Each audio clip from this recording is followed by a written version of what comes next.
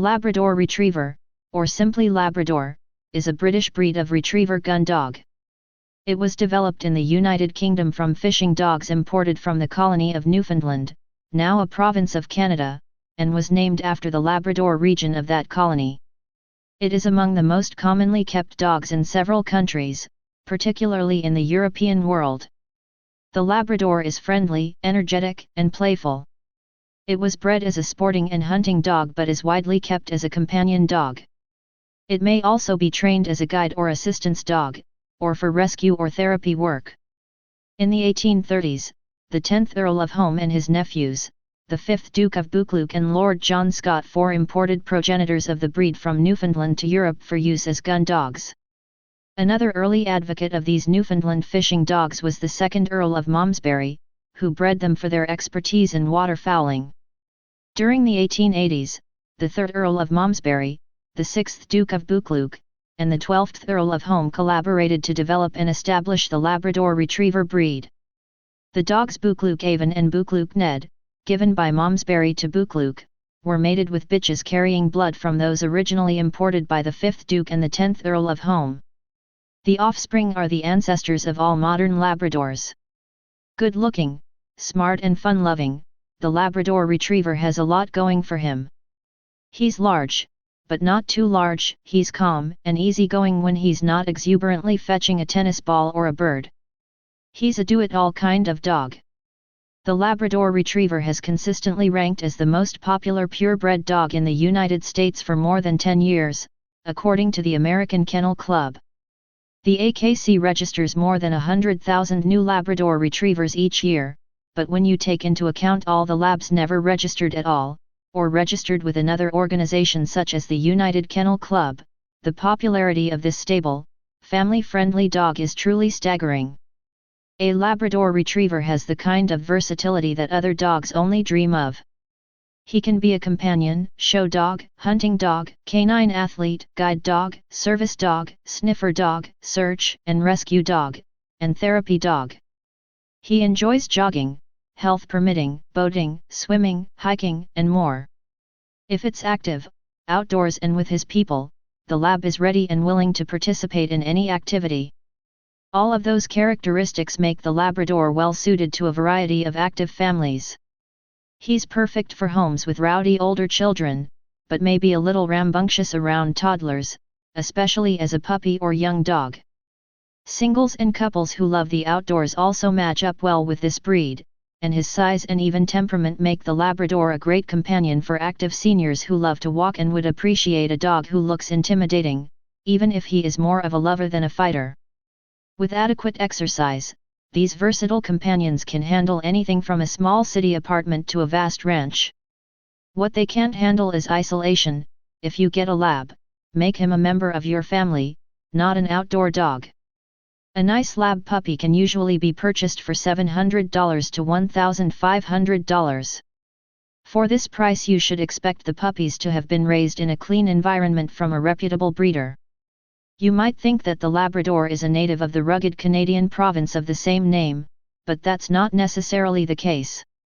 He was first known as the Lesser Newfoundland, probably to distinguish him from the giant breed known as the Newfoundland, the St. John's Newfoundland or the St. John's dog. Experts have a couple of different theories about how the breed came to be called the Labrador.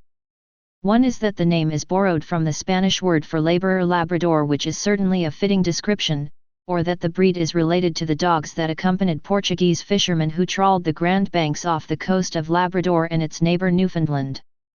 Those dogs, known as Cani de Castro Laborero, performed such tasks as retrieving items from the water, including fish-laden nets, and swimming messages from boat to boat. Sounds like a Lab, all right. Whatever they were called, the dogs were known for their keen sense of smell, ability to find downed birds, and speed. British visitors to Newfoundland appreciated the dog's abilities and brought them back to England. There, they caught the eye of the Earl of Malmesbury, who acquired some of the water-loving dogs to hunt the swamplands surrounding his estate. The Earl's son began breeding the dogs and it was he who gave them the name Labrador. The Kennel Club in England made the breed official in 1903. Labs made their way back to North America in the early 20th century, imported by American sportsmen who admired their adaptability and work ethic. Since then, the breed's popularity has gone up, up, up. In 1997, a chocolate lab pup named Buddy became the first Labrador Retriever to make the White House his home. The modern Labrador Retriever is an easygoing, easy-to-train dog who comes in 3 colors, black, yellow and chocolate. He also comes in 3 different body types, depending on his background and purpose.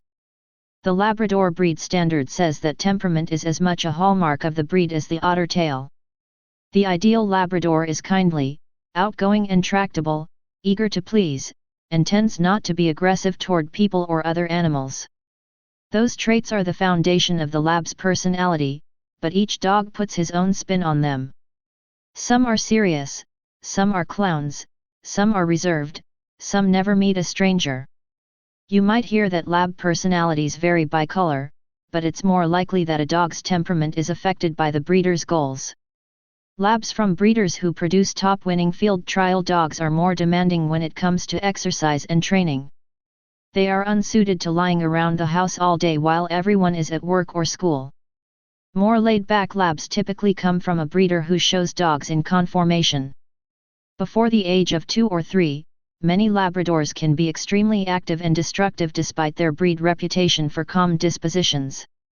It's in their extended adolescence that many Labradors find appeal in swallowing rocks, socks, and Barbie dolls, all of which and more have been surgically removed from these dogs. Start training early, be patient and be consistent, and one day you will wake up to find that you live with a great dog. Even so, there are a couple of Lab behaviors that you should expect to live with throughout his life. They are part and parcel of being a Lab, and nothing you do will change them. Labs are active, Labs love to get wet, and Labs love to eat. Labs are active, unless they're sleeping. It was probably a Lab who inspired the saying, "A tired dog is a good dog."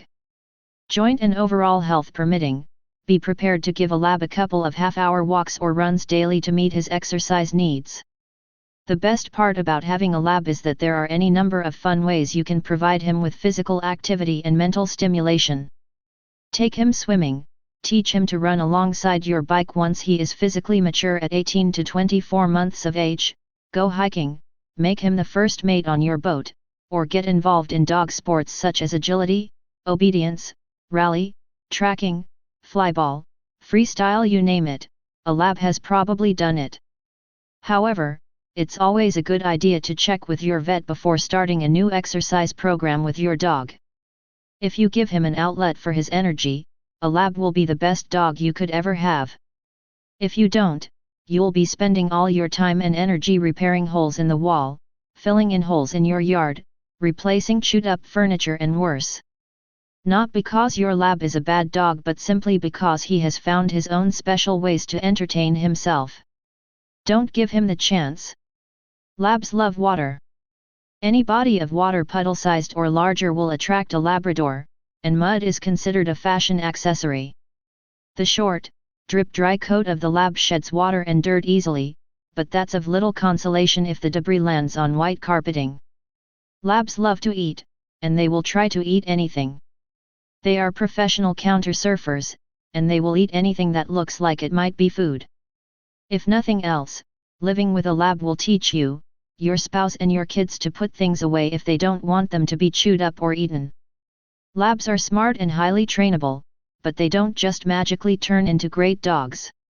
Any dog, no matter how nice, can develop obnoxious levels of barking, digging, counter-surfing and other undesirable behaviors if he is bored, untrained or unsupervised.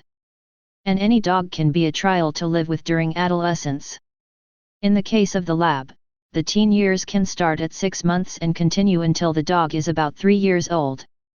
A reputable breeder will be honest and open about health problems in the breed and the incidents with which they occur in her lines. Here's a brief rundown on what you should know about some of the medical conditions that can affect the Labrador's health. The most well-known health issues are related to the malformation of hips and elbows, hip dysplasia and elbow dysplasia, respectively. Eye diseases such as progressive retinal atrophy and cataracts are potential concerns. So is exercise-induced collapse, a muscle abnormality that affects the dog's strength, stamina, and movement. Other health problems that may affect the breed include heart disease, an orthopedic problem called osteochondrosis, panosteitis, growing pains, epilepsy, and allergic skin disease. Labrador breeders should be able to produce independent certification that the parents of the dog, and grandparents, etc., have been screened for health defects and deemed healthy for breeding. That's where health registries come in. Before individual Labradors can be included in the Canine Health Information Center, (CHIC) database, the Labrador Retriever Club requires them to have hip and elbow certifications from the Orthopedic Foundation for Animals, OFA, and certification from the Canine Eye Registry Foundation, CERF. Breeders must agree to have all test results, positive or negative, published in the CHIC database. A dog need not receive good or even passing scores on the evaluations to obtain a CHIC number, so CHIC registration alone is not proof of soundness or absence of disease, but all test results are posted on the CHIC website and can be accessed by anyone who wants to check the health of a puppy's parents. Not every Labrador visit to the vet is for a genetic problem. Broken toes and torn toenails, cuts and scrapes, and foxtails embedded in the skin are just another day at the office for these big, active dogs. And like human athletes, Labrador retrievers are prone to anterior cruciate ligament, ACL, tears. The cause of these types of injuries is not yet clear. Researchers are looking into whether anatomy or genetics are predisposing factors. Labs also see veterinarians frequently because they have eaten something they shouldn't. It's not unusual for labs to undergo multiple surgeries to remove hand towels, toys, corn cobs, and other items they've swallowed that then cause an intestinal blockage. Close supervision of what he's chewing on can save you big bucks at the veterinary hospital.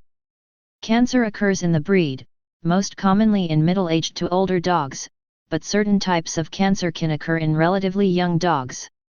If you're getting a puppy, ask the breeder about the ages of the dogs in her lines and what they died of. Veterinarians call these dogs flabradors because obesity is common once they hit their middle age mellowing out stage. A measured diet, good supervision, and plenty of exercise are a must to keep these happy retrievers healthy and out of trouble. Keeping a lab at an appropriate weight has been proven to add 2 additional years of life. Labs are easy care dogs who don't need lots of fancy grooming, but there are a few important things to know about their care. Labs shed a lot.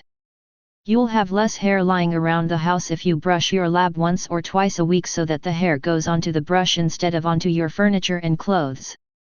A rubber curry brush and a metal shedding blade or wire slicker brush are your new best friends. Labs are water dogs. When your lab gets wet, and he will, give him a thorough fresh water rinse to remove chlorine, salt, or lake muck from his fur, all of which can be drying or otherwise damaging to the coat. Labs are prone to ear infections. To prevent ear infections, dry the ears thoroughly after a swim, and use an ear cleaner recommended by your veterinarian. Trim your lab's nails every week or 2, as needed. They should never get long enough that you hear them clacking on the floor. Long nails can make it uncomfortable for the lab to walk, and they can get caught on things and tear off. That's really painful, and it will bleed a lot. Brush the teeth frequently with a vet-approved pet toothpaste for good dental health and fresh breath. Finding a good breeder is a great way to find the right puppy. A good breeder will match you with the right Labrador puppy, and will have done all the health certifications necessary to screen out health problems. Good breeders will welcome your questions about temperament, health clearances, and what the dogs are like to live with. They will also ask you questions of their own about what you're looking for in a dog and what kind of life you can provide for him. For the heavy-set Labradors preferred by show breeders in the United States and the United Kingdom, the Labrador Retriever Club, Inc. offers information as well as breeder and rescue referral. For the middleweight show-type Labradors preferred in most other countries, the National Labrador Retriever Club also offers such information and referrals. For the leaner, field-type Labradors who are best suited to more athletic endeavors, Retriever Training Forum offers breeder classifieds. Breeders should sell puppies with a written contract guaranteeing they'll take back the dog at any time during his life if you become unable to keep him, and with written documentation that both the puppy's parents, and if possible, his other close relatives, have had their hips, eyes, and elbows examined and certified by the appropriate health organizations. Seek out a breeder whose dogs are active in field trials, hunt tests, agility, obedience, and other sports that require athleticism and good health, and not just ribbons from the show ring. Labrador breeder red flags include breeders who only sell puppies online, who won't let you visit their facility in person, who don't provide health clearances, and who always seems to have puppies available for purchase. Ask your veterinarian for a recommendation. They can often refer you to a reputable breeder, breed rescue organization, or other reliable source for healthy Labrador Retriever puppies. The cost of a Labrador Retriever puppy varies depending on his place of origin, whether he is male or female, what titles his parents have, and whether he is best suited for the show ring or a pet home. And before you decide to buy a puppy, consider whether an adult Labrador Retriever may be a better option. An adult Labrador Retriever may already have some training and will probably be less active, destructive, and demanding than a puppy. When it comes to shedding dog breeds, Labrador Retrievers near the top of the list. Their unique double coat ensures you will find their hair around your home year-round. Labs shed particularly bad twice a year when the seasons change as they blow their coats. Plan to brush them regularly. By grooming them at least twice a week, you are much less likely to find their hair on your clothes, furniture, floors, and everywhere else you don't want it.